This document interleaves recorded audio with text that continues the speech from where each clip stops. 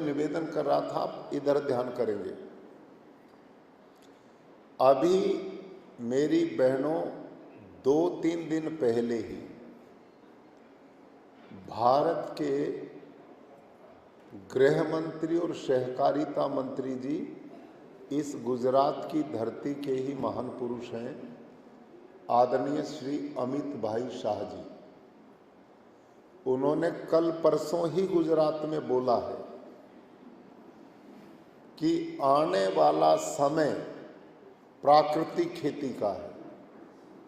ये शब्द बोला उन्होंने, और क्या बोला है कि प्राकृतिक खेती का आने वाले समय में 10 लाख करोड़ का बिजनेस होने वाला है।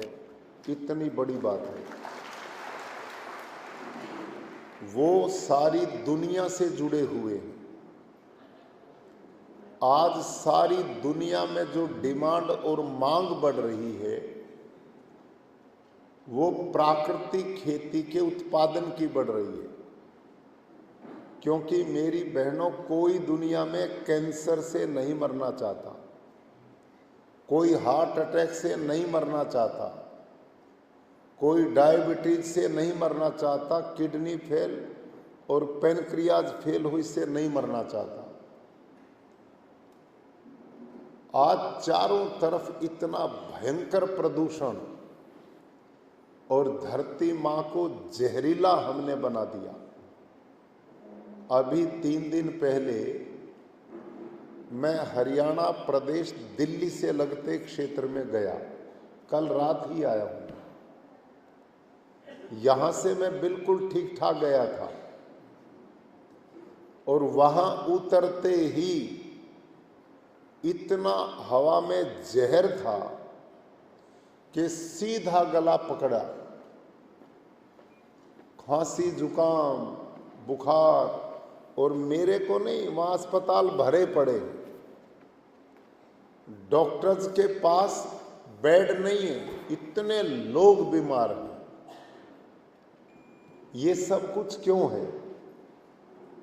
ये सब इसलिए है कि ये धरती माँ जो हमें जीवन देती है, अन्न देती है, फल साग भाजी देती है, इसको हमने इतना जहर डालते हैं। सारा दिन कंधे पर पिट्ठू लदा रहता है और कभी यूरिया, कहीं डीएपी, कहीं पेस्टिसाइड, कहीं इंसेक्टिसाइड। इस धरती माँ को जहर खिला खिला के हमने जहरीला बना दिया। अब धरती में जब जहर जाएगा तो जो पौधे आप बीजते हैं, खेती बाड़ी करते हैं, वो उसमें जहर उनमें भी जाता है। तो आपके जितने फल हैं, साग भाजी हैं, गाय का भैंस का दूध है, उसमें भी यूरिया आ गया है। सब लोग स्लो पॉइजन, मंद जहर पी रहे।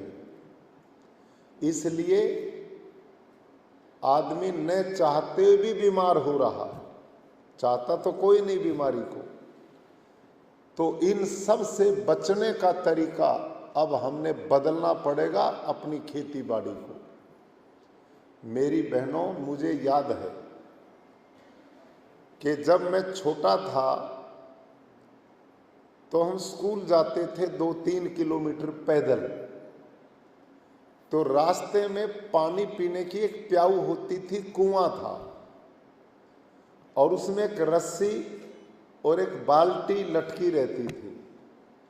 और वो रस्सी कितनी थी? 10-12 फीट की। हम छोटे छोटे बच्चे, रास्ते में प्यास लगती थी तो कुएं में उस बाल्टी को डाल पानी खींचते थे। कुल 10-12 फीट पे पानी था। आज गुजरात में 1000-1200 फुट पे भी पानी है, ऐसे भी इलाके हैं या नहीं? तो आप बताओ, पीने का नहीं पानी मिलेगा, खेती कैसे होगी? और यह हवा दूषित हो गई तो जिंदा कैसे रहेंगे? ध्यान करो, भोजन ना मिले ना, आदमी 15-20 दिन निकाल देता है। पानी भी ना मिले तो 5-4 दिन निकाल देता है। और यह हवा तो लगातार 3 मिनट ना मिले तो राम नाम सत हो जाती है। इतनी आवश्यक है, जरूरी है। और ये हमने सारी जहरीली बना दी। आप में बहुत पढ़ी लिखी बहनें हैं, उसकी जानकारी होनी चाहिए। जब यूरिया डीएपी आप खेतों में छिड़कते हो ना, अपने खेतों में ऐसे छिड़कते हो, तो इस यूरिया डीएपी में नाइट्रोजन होता है। और ये नाइट्रोजन जब खेत में छिड़कते हुए हवा के ऑक्सीजन के संपर्क में आता है तो ये तीसरी गैस पैदा होती जिसका नाम नाइट्रस ऑक्साइड है। बोलो मेरे पीछे, नाइट्रस ऑक्साइड। और वो मेरी बहनों कार्बन डाइऑक्साइड, जो सबसे खतरनाक मानते हैं पर्यावरण के लिए। कार्बन डाइऑक्साइड को गंदी गैस मानते हैं जो हमारे वातावरण को खराब करती है। लेकिन यूरिया डीएपी वाली नाइट्रस ऑक्साइड कार्बन डाइऑक्साइड से 312 गुनी खतरनाक है। समझ में आई? 312 गुनी खतरनाक है कार्बन डाइऑक्साइड से। आप जितनी बहनें और खेडूत भाई हैं सारा दिन ये काम कर रहे हैं। अब बताओ, आप मंदिर में जाओ और भगवान से प्रार्थना कल्याण की करो, घंटी बजाओ और पूजा पाठ करो, और इधर लोगों को, जीव जंतुओं को मारने का काम करो, तो भगवान खुश होंगे हमारी घंटी से या नाराज होंगे? बोलो। सोचिए आप, इस धरती पे जितने प्राणी हैं वो भगवान ने पैदा किए, ये उसकी संतान है। हमारे बच्चे को कोई दुख दे तो हमें बुरा लगता कि नहीं?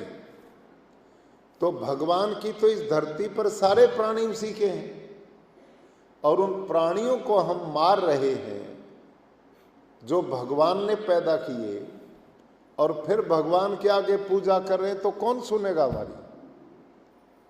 तो ये अपराध और पाप हम कर रहे हैं भयंकर रूप से। इसीलिए सारा वातावरण दूषित हो गया। अब समय पर ना वर्षा होती है तो अतिवृष्टि होती है या अनावृष्टि होती है।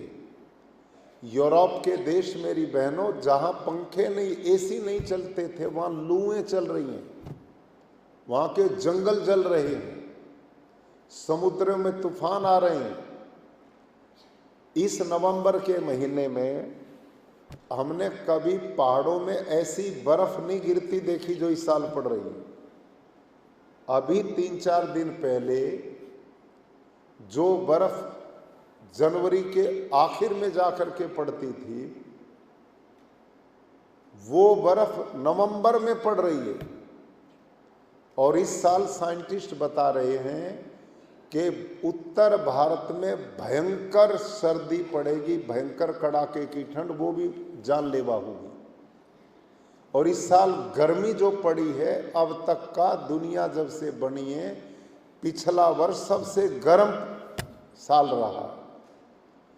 अब ये जो जलवायु का परिवर्तन है, इससे हमारी जो खेती बाड़ी है वो भी बर्बाद हो जाएंगी, हमारी लागत आएगी, पैदावार घटेंगी। लेकिन इन सब का इलाज क्या है? प्राकृतिक खेती। ये जो गाय आपने पाली ना, हॉस्टन फ्रीजन जर्सी, वो मैंने भी पाली है। मेरे पास 400 गाय हैं इस टाइम। इसमें साहिवाल, थारपारकर, राठी, गिर, हरियाणवी, लाल सिंधी, 6 नस्लें मैं देसी अपने गुरुकुल में पाले हुए हैं, और हॉस्टन फ्रीजन जर्सी भी है मेरे पास। अब मैं हॉस्टन फ्रीजन जर्सी को घटा रहा हूं और देसी को बढ़ा रहा हूं। क्यों? क्योंकि पिछले वर्ष जो गर्मी पड़ी, वो हॉस्टन फ्रीजन जर्सी गाय उस गर्मी को बर्दाश्त नहीं कर पा रही, वो ऐसे हिलती हैं, उसमें बीमार होती, मर जाती हैं। लेकिन हमारी जो गाय है भारत की, कांकरेज, जब जून मई का महीना होगा उस समय भी दोपहर के 2 बजे धूप में बैठ के मस्ती मारती है। हाँ या ना? होता कि नहीं ऐसे? क्योंकि हमारी गाय जो है वो बहुत बलवान है और वो इस वातावरण के हिसाब से बनी है। और जो हॉस्टन फ्रीजन जर्सी हम बाहर से लेके आए, ये अपने देश की नहीं है, यहाँ के वातावरण को स्वीकार नहीं करती, इसलिए वो बहुत जल्दी बूढ़ी होती हैं और वो उनका गोबर गौमूत्र किसी काम का नहीं है और दूध में भी वो गुणवत्ता नहीं है। इसलिए आप सब बहनों की जानकारी के लिए गुजरात सरकार ने हमारी गौ माताओं की नस्ल बढ़ाने बचाने के लिए सबको जानकारी होनी चाहिए।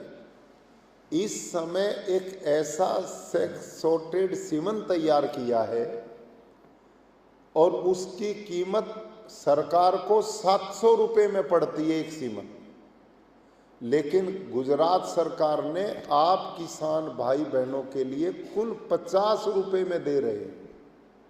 और इस सीमन से क्या होगा, जो आपकी गाय भैंस गर्भित होगी उससे बछड़ियां ही पैदा होंगी, ये बछड़े पैदा नहीं होंगे।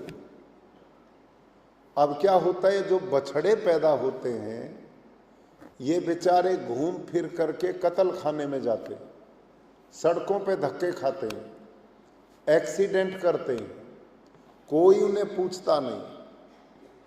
और गाय जो है वो 50% बछड़े देती, 50% बछड़ी देती है, नियम है प्रकृति का। लेकिन ये समस्या बन गई, अब ट्रैक्टर ने बैल तो छोड़े नहीं, ना बैल कोई प्रयोग करता, ना बैल कोई चला पाता। तो अब सरकार ने बहुत बड़ा अभियान चला, केंद्र सरकार ने पूरे देश में। अब बहुत तेजी से काम हो रहा है और गुजरात ने तो सबसे पहले काम किया। अब आप अपने घर में जाके बताओ घर वालों को, अब जब भी गाय गर्भित करानी पड़े तो आप वो सेक्स सॉर्टेड सीमन ही लगवाओ। वो गिर का भी है, कांकरेज का भी है, सब वो है। उससे आपकी गाय बछड़ी ही देगी। मैंने अपनी इस साल 100 गायों को लगवाया अपने गुरुकुल में। 100 में से 92% कितने 92 गाय ने बछड़ियां दी मेरे यहाँ। हमारी गौशाला भर गई बछड़ियों से एक साल में। दूसरी बात, ये जो बछड़ी पैदा होगी ये अपनी मां से ज्यादा दूध देने वाली पैदा होगी, ये उससे भी ज्यादा बढ़िया गाय बनेगी, दूध ज्यादा देगी। तो सब बहनों, ये जो प्राकृतिक खेती है ये बिना देसी गौ माता के नहीं हो सकती, क्योंकि देसी गौ माता के पेट में से जो छान निकलता गोबर, उसके 1 ग्राम गोबर में 300 करोड़ से भी ज्यादा सूक्ष्म जीवाणु हैं और सैकड़ों प्रकार के। और गौमूत्र खनिज का भंडार है। उसका छान और गौमूत्र दोनों ही धरती की उत्पादकता को बढ़ाते हैं, उसकी फर्टिलिटी को बढ़ाते हैं, उसकी गुणवत्ता को बढ़ाते हैं और पैदावार ज्यादा होती है। आप में बहुत बहनों को ये समझना चाहिए कि जो जैविक खेती ना, ऑर्गेनिक फार्मिंग, ये हमारी खेती वो नहीं है। ऑर्गेनिक फार्मिंग, जैविक खेती बहुत सालों से देश में अपनाई जाती है, लेकिन उसमें पैदावार उत्पादन नहीं बढ़ता, खर्चा भी कम नहीं होता और वो पैदावार पूरी नहीं दे पाती। लेकिन प्राकृतिक खेती जो है ये शुद्ध सूक्ष्म जीवाणुओं की खेती है, अळसिया की खेती है। इस खेती को आप करेंगे तो धरती में इतने तरह के सूक्ष्म जीवाणु होंगे जो आंख से नहीं दिखाई देते। अळसिया तो बड़ा, वो तो आंख से दिखाई देता है, लेकिन ये आपके सबसे बड़े मित्र हैं जो मिट्टी की गुणवत्ता को बढ़ाते हैं। मिट्टी जंगल की मिट्टी की तरह उपजाऊ बन जाएगी, फिर आपको यूरिया डीएपी डालने की जरूरत नहीं पड़ेगी। मैं अपने 200 एकड़ के खेत में एक बूंद भी यूरिया डीएपी नहीं डालता और मेरा उत्पादन किसी से कम नहीं होता। केवल मैं देसी गौ माता का छान, गोमूत्र, जीवामृत, घन जीवामृत बना करके देता हूं। तो ये सब ट्रेनिंग आपको मिल चुकी है कि नहीं? आपकी समझ में आ गई है ट्रेनिंग? बहुत बधाई। अब हमने क्या काम करना मेरी बहनों? गुजरात सरकार, भारत के माननीय प्रधानमंत्री श्रीमान नरेंद्र मोदी जी इस मिशन पे लगे हुए हैं कि हमने आने वाली पीढ़ियों को बचाना है, सुरक्षित करना है। आने वाले हमारे बच्चों को उपजाऊ भूमि मिले, धरती में जल के भंडार मिले, हवा शुद्ध मिले, उनका सेहत स्वास्थ्य अच्छा रहे और उनका पैदावार उत्पादन भी कम ना हो और खेती में खर्चा भी कम हो जाए। ये मिशन चलाया हुआ है और इस मिशन के पिछले अभियान में लगभग 10 लाख खेडूत प्राकृतिक खेती करना शुरू कर चुके हैं गुजरात में। लेकिन माननीय प्रफुल्ल सेंजलिया जी, महात्मा जी हमारे बीच में, डॉक्टर सीके टिम्बड़िया जी और हमारी आगे जो जितनी भी आत्मा की टीम और हमारे एसपीएनएफ के जितने भी लोग हैं, ये सब इतनी मेहनत से लगे हुए हैं। 5-6 साल हो गए इनको रात दिन घर के काम छोड़ के घूमते हैं, खेडूत और आने वाली पीढ़ियों को बचाने के लिए। इन सब का एक ही मिशन है मेरी बहनों। इन्होंने विचार किया कि अब तक हम केवल पुरुषों को खेती में जोड़े हुए थे। हमने जो क्लस्टर बनाए थे 10-10 गांव का एक तो हमने उस क्लस्टर को छोटा कर दिया, 5 गांव का क्लस्टर बना दिया, यानी कि 5 गांव का एक समूह है। उस 5 गांव में 2 खेडूत उस 5 गांव को ट्रेनिंग देंगे कि खेडूत को 5-2 उनमें कौन होगा? एक तो उन्हीं 5 गांव में से किसी एक गांव का खेडूत होगा। कौन खेडूत होगा? जो खुद प्राकृतिक खेती करता है, जिसके अपने घर में देसी गाय है, जो मॉडल फार्म उसने बनाया है और जो अपनी बात दूसरे खेडूत को समझा सकता है। ऐसे खेडूत को हमने मास्टर ट्रेनर बनाया और ऐसे ही कृषि विभाग का, आत्मा विभाग का एक कर्मचारी, वो दोनों पुरुष हैं, वो गामड़ा गामड़ा में जाएंगे और खेडूत को इकट्ठा करेंगे और जो ट्रेनिंग आपने 5 दिन ली है वैसे गांव गांव में जाके वो उनको ट्रेनिंग देंगे। हर 5 गांव में 2। लेकिन इन सब लोगों ने एक निर्णय लिया कि जब तक हमारी बहनें हमारे साथ सहयोग में नहीं आएंगी तो हम पूरे सफल नहीं हो सकते। और हम इस बात को अनुभव भी करते हैं। बहनों, मैं गुजरात से पहले 4 साल हिमाचल प्रदेश में गवर्नर था, तो मैंने वहाँ कुल 2 साल लास्ट में काम किया प्राकृतिक खेती का। तो मेरे उस प्राकृतिक खेती मिशन में 80% बहनें सहयोग करती थी, पुरुष कुल 20% थे हिमाचल में। क्यों? पहाड़ी इलाका था, पुरुष तो बाहर कमाने जाते थे, औरतें ही पशुपालन खेती करती वहां पे।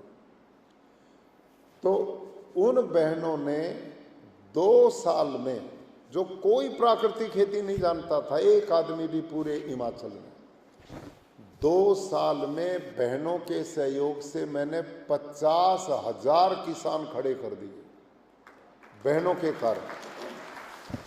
तो मैं आपकी ताकत को बहुत अच्छी तरह समझता हूं। महात्मा जी और अपने वीसी साहब, हमारे जितने भी प्राकृतिक खेती से जुड़े हुए जितने भी हमारे संयोजक हैं, सब ने एक निर्णय लिया कि बहनों को हमने अपने मिशन में जोड़ना पड़ेगा और आपको हमने पुरुषों की अपेक्षा ज्यादा गति से जोड़ने का निर्णय लिया। कैसे? हम बहनों को, जिस गांव की जो बहन है, आपका जो भी गांव है, आप उसी में कृषि सखी बनाई जाएंगी। आपको दूसरे गामड़ा में जाने की जरूरत नहीं है। आपको कृषि सखी मास्टर ट्रेनर बनाएंगे।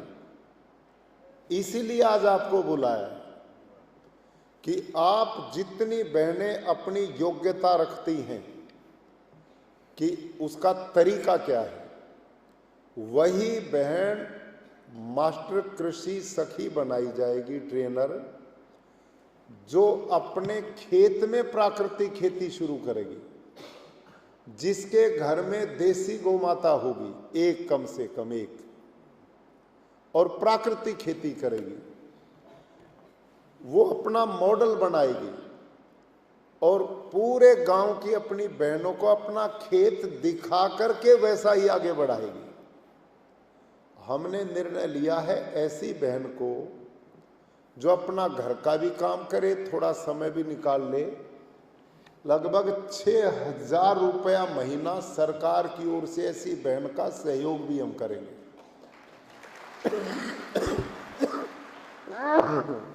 ये एक तरीका रहने वाला है। तो मैं अनुभव कर रहा हूं आप बहनों को देख के, आप तो सारी पढ़ी लिखी हैं, प्रबुद्ध हैं। गुजराती मैं तो नहीं बोल पाता, लेकिन आप तो बहुत बढ़िया गुजराती बोलती हैं। तो अपनी सखियों को, पड़ोस को, अड़ोस को धीरे धीरे जोड़ना। आपने एक साल में 10-15 बहनें भी जोड़ दी और एकदम पूरी खेती मत करो। आप पे टोटल जितना खेत है उसका एक हिस्सा शुरू करो। कम से कम अपने बच्चों को, आप परिवारजन तो जहर मत खाओ, अपने लिए तो शुरू करो।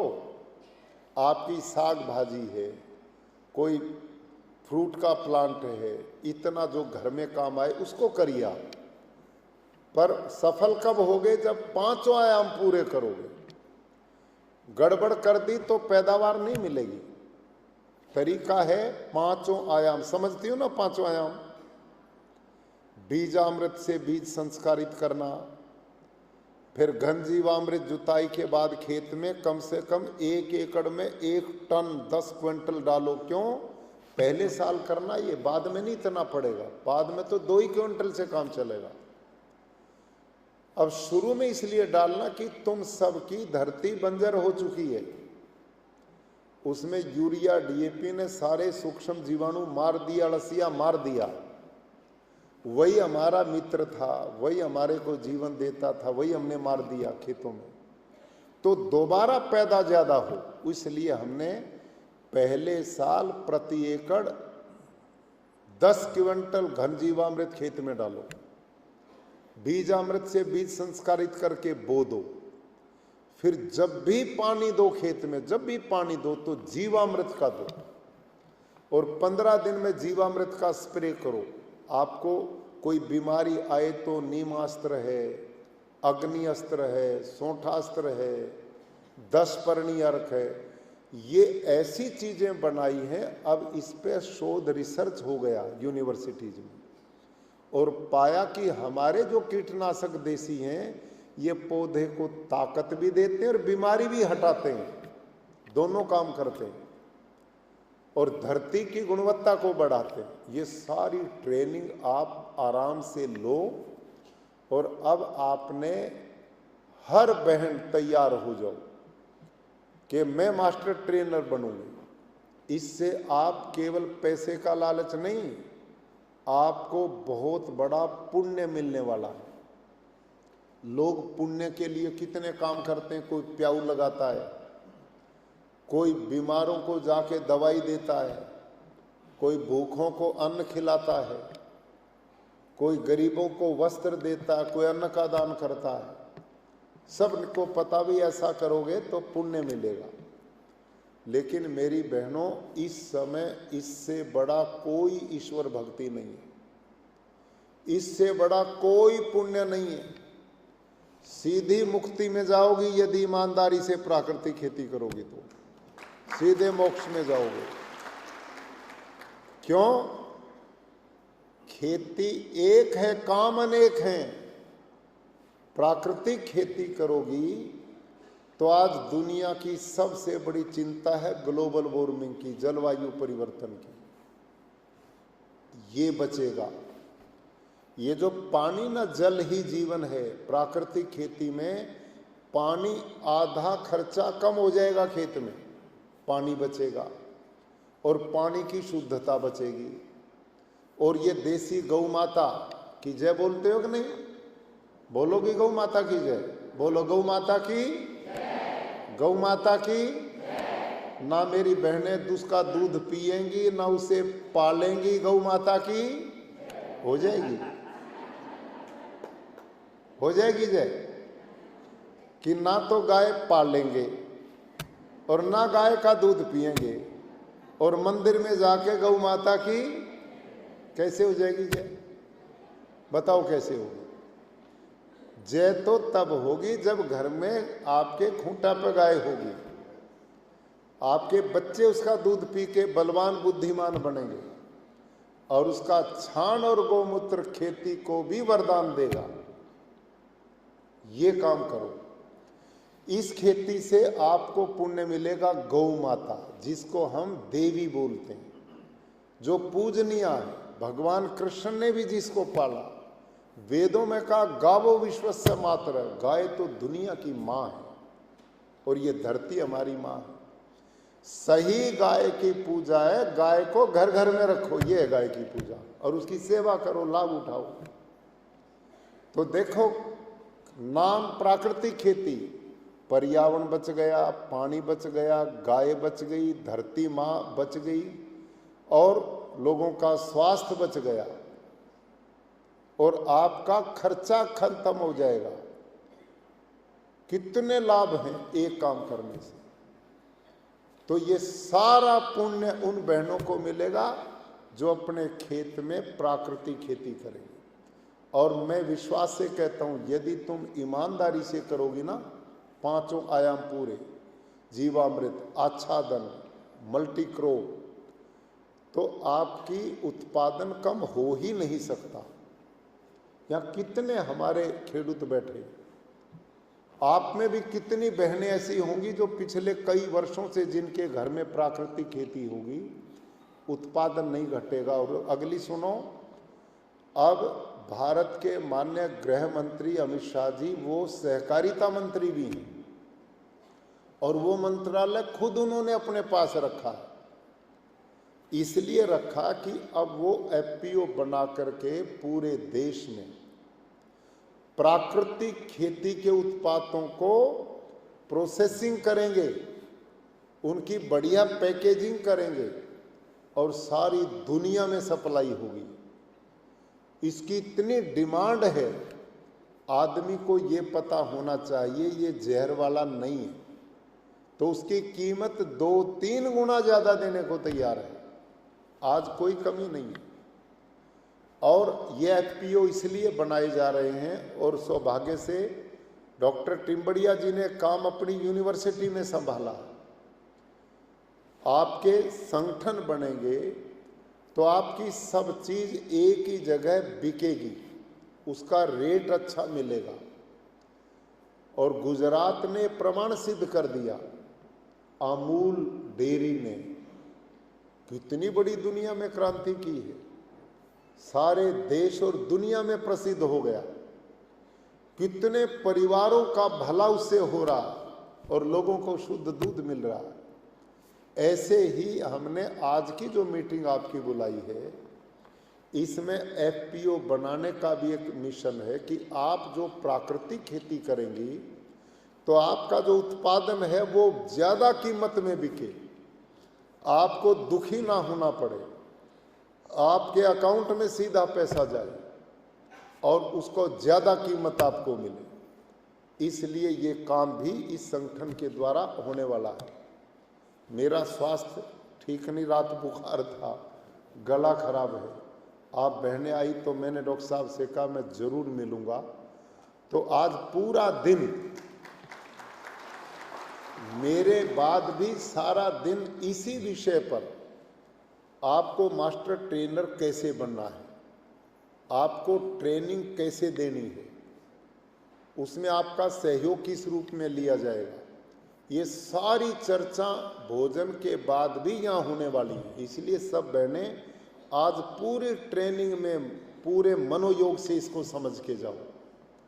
और हमें इस बात का बहुत अच्छी तरह पता है, इसलिए ये काम किया।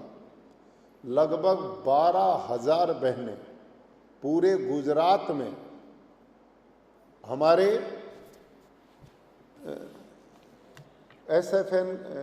SPNF के अधिकारी कर्मचारियों ने दे दी 12,000 बहनों को। हमने लक्ष्य लिया एक गांव भी नहीं छोड़ना हमने आने वाले समय पे, हर गांव के अंदर एक बहन मास्टर ट्रेनर बने तो कितनी बड़ी क्रांति हो जाएगी। सारे देश में आपका गांव आदर्श, ये प्रदेश आदर्श बनेगा, लोग भी ट्रेनिंग लेंगे, सीखेंगे और सारा पुण्य जो है गुजरात की धरती आप बहनों को मिलेगा। छोटे छोटे बच्चे कैंसर से मर रहे हैं, आप जितनी बहनें बैठी हैं ईमानदारी से, एक भी बहन ऐसी है कि जिसके रिश्तेदारी में, संबंध में या परिवार में किसी को डायबिटीज ना हो? है कोई ऐसी? सब कोई ना कोई संपर्क में जो शुगर का बीमार है। कैंसर बढ़ रहा है, सबसे ज्यादा अस्पताल कैंसर के, और 50 साल पहले कोई कैंसर को जानता ही नहीं था, हार्ट अटैक को नहीं जानता था। क्यों? ये जहर जो धरती में नहीं पड़ता था, अब हम सब जहर खा रहे हैं। उसका परिणाम ये सारी बीमारियां, सारा धन हमारा डॉक्टरों पे जा रहा है और बीमारी में जो दुख भोगना पड़ता वो अलग है। परिवार को जो कष्ट मिलता, रिश्तेदार जो दुखी होते हैं वो अलग है। तो इन सारी समस्याओं का समाधान प्राकृतिक खेती से मिलेगा। और आप सब बहनों से हमें आशा है कि आप मजबूती से इस मिशन के साथ में जुड़ो, इससे आपको बेहिसाब पुण्य मिलने वाला है। भगवान सबसे ज्यादा प्रसन्न आपसे होंगे। क्यों होंगे? भगवान की पूजा क्या है? भगवान की व्यवस्था में सहयोग करना ही उसकी पूजा है। अब भगवान ने साफ सुथरे पहाड़ बनाए, हम उनको साफ सुथरा रखने में सहयोग दें तो भगवान प्रसन्न होंगे। भगवान ने नदी नाले समुद्र साफ सुथरे बनाए, हम उनको साफ सुथरे करेंगे तो प्रसन्न होंगे। भगवान ने धरती पर असंख्य तरह के पशु पक्षी जीव जंतु पैदा किए, हम उनका संरक्षण करेंगे तो वो प्रसन्न भगवान होंगे। भगवान ने साफ सुथरी पवित्र धरती दी थी, हम इसे जहर मुक्त बनाएंगे तो भगवान प्रसन्न होंगे। भगवान ने पवित्र जल दिया था, हमने जहर मिला के दूषित कर दिया तो नाराज होंगे। तो ये मजाक और मनोरंजन नहीं है, ये मैं सच बोल रहा हूं आपको। मैं एक बड़ा मोटा उदाहरण देता हूं। आप में किसी बहन की गोदी में एक छोटा सा बच्चा है, सुनो ध्यान से, आपके किसी बहन जो आई, छोटा बच्चा है, एक आदमी आए और उसकी गोदी में बैठे बच्चे को एक गेंद दे, बच्चे को टॉफी दे और उससे प्यार करे, उसे हंसाए और खिलाए, तो उसकी मां को अच्छा लगेगा बुरा लगेगा? बोलो बोलो भाई, बोलती नहीं तुम तो। मैं बीमारी में भी बोल रहा हूं, तुम ठीक ठाक भी नहीं बोल रही हैं? अच्छा लगेगा? अच्छा। अब दूसरी बात, एक दूसरा आदमी और आया और उसने क्या किया, उस बच्चे के हाथ में जो गेंद थी ना, माँ की गोद में बैठे के, उस बच्चे की वो गेंद छीन ली और टॉफी भी छीन ली और उसकी माँ के सामने उस बच्चे को 2 थप्पड़ लगाए। तो उसकी माँ को कैसा लगेगा? बुरा लगेगा ना। समझ में आ गई? तो वेदों में पता क्या लिखा बहनों, त्वम हीन पिता वसो त्वम माता शतक्रतो बभूविथः। क्यों? भगवान कैसा है? वो हमारी माताओं की भी माता है और हम पिताओं का भी पिता है। वो भगवान जिसने दुनिया के सब प्राणियों को पैदा किया है, तो धरती के सब प्राणी उसकी संतान है। तो भगवान के द्वारा पैदा गई संतान को जो सुख देगा तो भगवान सुखी होंगे कि नहीं? बोलो। अर्जुन को दुखी दे करेगा तो भगवान दुखी होंगे कि नहीं? सीधा फार्मूला है। तो हमने क्या किया? सारे धरती के जीव जंतु मार दिए, सारा अलसिया सूक्ष्म जीवाणु मार दिए, धरती को जहरीला बना दिया, पानी को प्रदूषित कर दिया, हवा को लेने लायक नहीं छोड़ा। तो भगवान खुश होंगे या दुखी होंगे? होंगे ना दुखी। तो मेरी बहनों, भगवान की पूजा ये है, ये सारा समाधान प्राकृतिक खेती से होगा। इससे भगवान प्रसन्न होंगे क्योंकि हमने परमात्मा की प्रकृति का शोधन करने में मदद की। तो ये सबसे बड़ा पुण्य आपको मिलेगा। ये भक्ति जो है ना, भगवान इतना बावला नहीं है कि जो हमारे असलीपन नकलीपन को ना समझता हो। माँ भी समझती है अपने बच्चे के असलीपन नकलीपन को, माँ भी समझ लेती है। जब आप असलीपन नकलीपन को समझती तो भगवान को नहीं पता क्या? वो सब जानता है। तो इसलिए मैं लंबी बात न करते हुए, आप बहनें दूर दूर से चल के आई, काम छोड़ करके आई, कीमती समय लेकर के आई, आपका अभिनंदन और स्वागत है। और इस आयोजन में आप पूर्ण रूप से समझो, जानो और इस मिशन से जुड़ो। ये बहुत पवित्र कर्म है। इससे आपकी आय भी बढ़ेगी, खर्चे भी घटेंगे और आप लोगों को अब कैंसर बांटती हो, फिर स्वास्थ्य बांटोगी। लोगों को जीवन देना महानता, जीवन लेना महानता नहीं है। भगवान प्रसन्न उनसे होंगे जो जीवन देगा। तो इस पवित्र मिशन से आपने जुड़ना है। तो आज के जो कार्यक्रम होंगे, जो जो तरीका पद्धति रहेगी, वो डॉक्टर साहब बताएंगे। और प्रफुल्ल जी महात्मा जी हैं, दूसरे हमारे आदरणीय आत्मा के अधिकारी यहाँ पर हैं, ये सब आपको बहुत अच्छी ट्रेनिंग देंगे। इन्हीं शब्दों के साथ आप सब बहनों का पुनः अभिनंदन और स्वागत।